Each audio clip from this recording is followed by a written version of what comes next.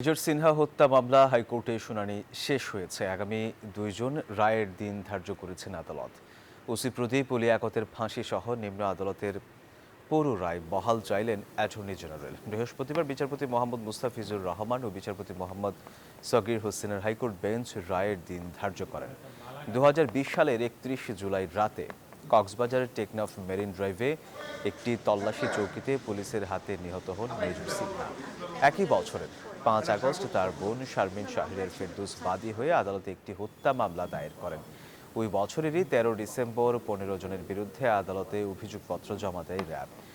এই ঘটনাকে পরিকল্পিত হত্যাকাণ্ড বলে উল্লেখ করা হয়।